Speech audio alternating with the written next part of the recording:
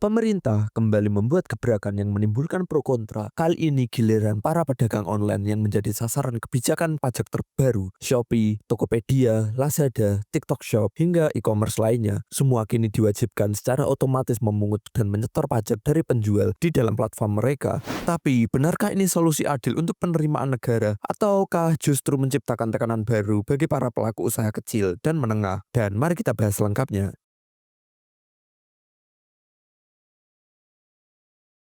Tanggal 1 Agustus 2025 akan menjadi momen penting dalam ekosistem niaga digital Indonesia. Direktorat Jenderal Pajak Kementerian Keuangan mengumumkan bahwa seluruh marketplace seperti Tokopedia, Shopee, Lazada, dan lainnya akan diwajibkan memotong pajak penghasilan atau PPh secara otomatis dari para pedagang yang berjualan di platform mereka. Kebijakan ini termuat dalam Peraturan Menteri Keuangan Nomor 72 Tahun 2024. Esensinya, marketplace tak lagi hanya menjadi sarana jual beli, tapi juga pemotong pajak bagi negara. Pajak yang dipotong adalah PPh pasal 22 dengan tarif 0,5 dari omset bagi pedagang yang berstatus UMKM dan memiliki NPWP, 1% dari omset bagi pedagang yang belum punya NPWP. Dan ini bukan sekedar wacana, marketplace diwajibkan menerapkan sistem ini secara otomatis. Jadi begitu transaksi terjadi, maka pajak langsung dipotong sebelum dana masuk ke dompet digital penjual.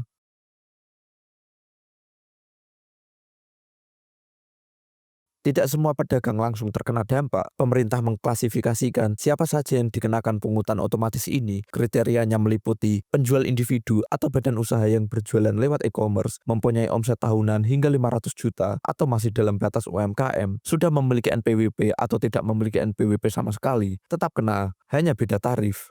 Namun, ada pengecualian jika penjual hanya menjual barang pribadi secara tidak reguler, maka tidak dikenakan pajak. Marketplace juga akan diwajibkan menyampaikan laporan berkala ke Dirjen Pajak, berisi rincian penjual, omset, dan jumlah pajak yang telah dipotong.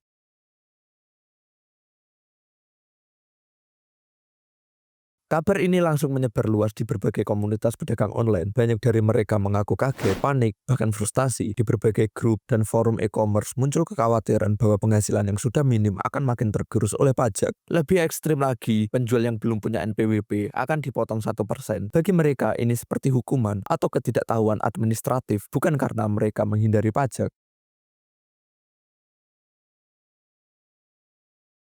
Direktur Penyuluhan Pelayanan dan Humas Dirjen Pajak Dwi Astuti menjelaskan bahwa kebijakan ini bertujuan untuk meningkatkan kepatuhan pajak secara luas serta mengoptimalkan penerimaan negara dari sektor digital yang selama ini abu-abu. Pemerintah beralasan bahwa selama ini banyak pelaku usaha digital yang meraih omset besar namun tidak melaporkan kewajibannya kepada negara. Otomatisasi pemungutan pajak ini dianggap solusi yang efisien dan adil. Pajak 0,5% dinilai kecil dan tidak memberatkan, terutama jika pedagang memang sudah ber-NPWP dan terdaftar sebagai UMKM. Namun pernyataan ini tidak serta-merta meredam kritik. Sebaliknya, banyak ekonom dan pelaku usaha justru menyoroti potensi masalah baru.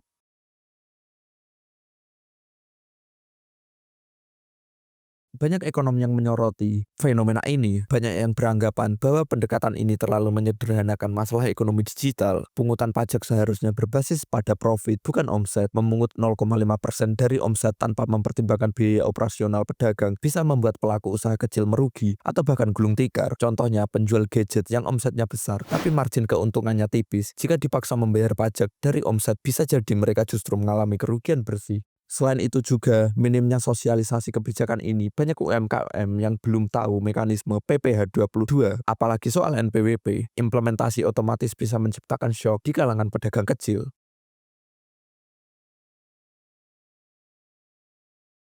Kebijakan ini juga mengubah peran marketplace secara signifikan. Mereka bukan lagi sekedar penyedia layanan transaksi, tapi kini menjadi agen pemungut pajak. Tokped, Shopee, dan platform lain diwajibkan untuk menerapkan sistem potongan otomatis PPh, melaporkan data transaksi secara detail ke Dirjen Pajak, menanggung beban sistem dan pengawasan baru. Ini bisa menimbulkan beban administrasi tambahan bagi mereka, belum lagi potensi konflik dengan penjual yang mungkin merasa bahwa platform telah ikut-ikutan merugikan mereka.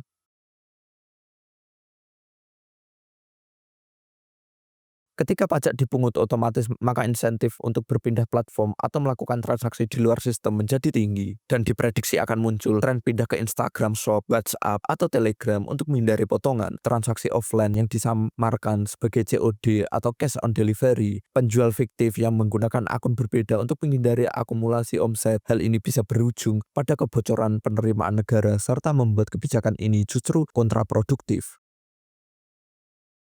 Di atas kertas, kebijakan ini mungkin terlihat logis. Negara butuh pendapatan, ekonomi digital tumbuh pesat, pajak adalah kewajiban semua warga negara. Namun dalam prakteknya, pendekatan yang top-down, serba otomatis, dan tanpa segmentasi yang adil justru bisa memukul pelaku usaha kecil. Apalagi belum ada jaminan bahwa potongan 0,5% ini akan benar-benar mencerminkan kondisi keuangan para pelaku UMKM. Tidak ada mekanisme refund jika ternyata mereka merugi. Tidak ada insentif atau dukungan konkret agar pelaku usaha bisa belajar perpajakan secara benar. Pemerintah seharusnya mempertimbangkan sejumlah hal-hal berikut sebelum memberlakukan kebijakan secara penuh. Yang pertama, segmentasi pelaku usaha secara nyata. Bedakan antara pedagang mikro, kecil, dan menengah. Buat skema pajak yang proporsional, bukan satu tarif untuk semua. Sosialisasi dan literasi pajak. Jangan hanya memungut tapi juga mendidik. Berikan pelatihan gratis dan dukungan digital bagi UMKM. Pajak berdasarkan laba, bukan omset. Tinjau ulang mekanisme pungutan PPh berbasis omset. Buka peluang bagi UMKM untuk menyampaikan keberatan atau laporan keuangan sederhana. Insentif untuk NPWP. Berikan reward